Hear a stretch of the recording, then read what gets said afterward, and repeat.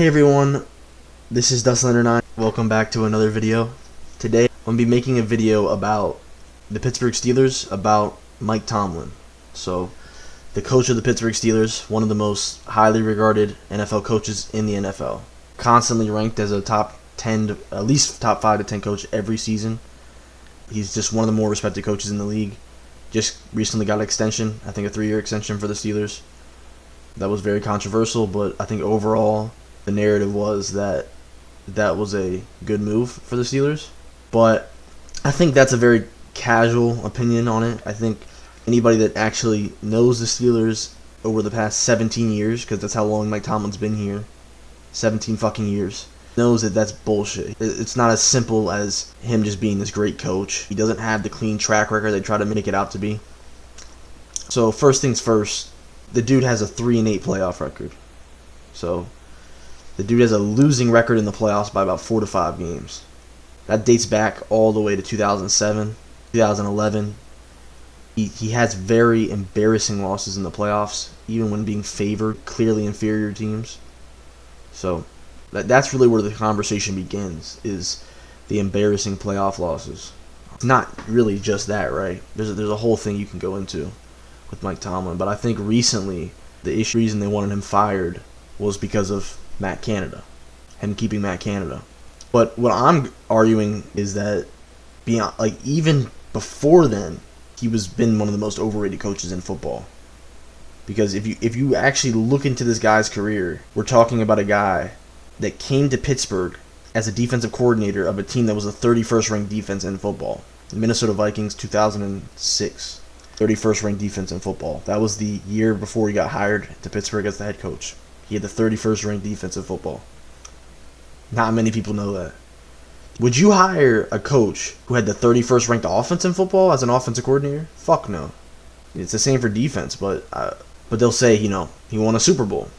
And then obviously there's the classic argument that was Cowher's team, You won a Super Bowl with Bill Cowher's coaching staff, Bill Cowher's roster, Bill Cowher's culture. Nothing. Mike Tomlin did not have to do anything to win a Super Bowl with that team. Any football coach, any college coach, any coach could win a Super Bowl with that team. It wasn't him. He had Bruce Arians as an offensive coordinator. He had Dick LeBeau as a defensive coordinator. Those are 2 Hall of Fame coordinators. You could argue at that time they were better coaches than him. X's and O's wise, 100% better coaches than him. I mean, even today they're probably better coaches than him. It's crazy. So you can go back to then and just point out the fact that he didn't win those Super Bowls. They bring up the Super Bowls that he won. He did not win them. That was the coaching staff and roster that was already put in place. He got the credit for it. They'll talk about the Killer Bees, how he built the Killer Bees. But that's complete bull. Look, Mike Tomlin is supposed to be a defensive guru. His entire career in Pittsburgh, he's supposedly been the defensive guy. So how come as soon as he was able to build his own defense, our defense went to complete shit? Okay? Under Dick LeBeau and the defense that was already there, we were perennially a top 5 defense. And then around 2012 to 2013, Dick LeBeau leaves. And then we lose a lot of those players. And as soon as Mike Tomlin starts to build his own defense, it's dog shit. We had a defensive head coach in one of the worst defenses for 5 straight. From 2013 to 2018, Pittsburgh had some of the worst defenses in football, some of the worst secondaries. Artie Burns, Sean Davis, Mike Mitchell, Cody Sensabaugh, complete garbage all around. Yeah, this guy was called a defensive guru and a great head coach. Oh, but he just wasn't a good coach then, huh? Was he just not a good coach then when our defense was complete garbage? Because guess what? He wasn't an offensive guy. That's when our offense was good. And then our defense becomes good around 2019. We start building a good defensive team. And the offense goes to complete shit. He can't develop quarterbacks. Can't hire offensive coordinators. And it's not all on him, but a lot of it is the coaching staff that he hires. He does not know how to hire coaching staff. He does not know how to identify talent in coaches. He does not know how to identify talent in quarterbacks. He does not know how to identify talent in almost any players. I mean, I'll admit, I think he knows defense. He knows defense. He can find good defensive players, and he'll find, and I think he knows what he's taught. He's not the worst coach out there. He does, at the end of the day, bro, you don't not have a losing season in 17 years, but I'm not making the claim that he's a terrible coach. But what I'm saying is, he is clearly overrated. and he clearly is not the level you say he is. And I think the biggest argument that I'm against is the fact that they think he carries the Steelers. So the idea is that the Steelers would be a 4-5-6 win team without Mike Tomlin. And I call bullshit, because let's be real. What does Mike Tomlin do? What does he do? He motivates players? That doesn't give you extra wins. Almost anybody can come in and do what Mike Tomlin's doing. He's not calling plays. He doesn't call plays on defense. He doesn't call plays on offense. He doesn't. You go look at every Steelers game. He is not calling plays. He doesn't call plays. He doesn't do that. He'll put I'm sure he has input in it, but he does not actually call plays. So this idea that he makes our defense go to, no.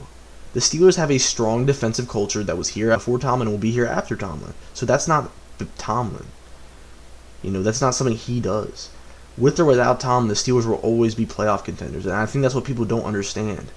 This guy is at this point holding Pittsburgh back, because in today's league, you're not winning. Very few teams will win with outdated defensive coaches. Maybe new style defensive outdated defensive coaches like Mike Tomlin, who got hired 17 fucking years ago. You're going nowhere with guys like that. Nowhere.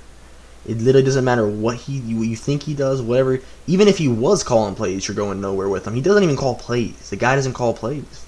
It's very annoying to see people on the internet actually make an argument that this guy has been carrying the Steelers. Like, it's insane. Now, I'm not saying we'd be a great team without him, but mediocrity is not a good thing. So if he's the reason we're mediocre every year, that's not good, okay? That's not a good thing. It's not a good thing that we're a 9-10 win team every year and get a bad draft pick. Like, he is directly, his mediocre... See, every mediocre season Mike Tomlin's had has just led to another mediocre draft pick and another mediocre roster and another mediocre season. That's how it works. That's why it's a lose-lose situation with Mike Tomlin. In my opinion, he's not a good coach. I think he's actually holding Pittsburgh back. If you put Sean McVay, Kyle Shanahan on the Steelers, our offense immediately improved. Because you have to understand, the offensive coaches, young offensive coaches that know offense, know how to build offenses. They know how to develop quarterbacks, draft receivers, draft running backs. That's just how it works. They build teams better because they know offense. Mike Tomlin does not know the first thing about offense, and I question what he knows about defense. He definitely knows more about defense than he does offense, but I really do question what he knows about defense, considering that when he had an opportunity to build his defense, it was terrible for 5 straight years. That's a fact. So facts matter, bro. Talk about how Ben was bad in the playoffs. But at the end of the day, that was Tomlin's job to prepare his teams. And even beyond that, like I said, you can go back to 2007 and 2011, 2014.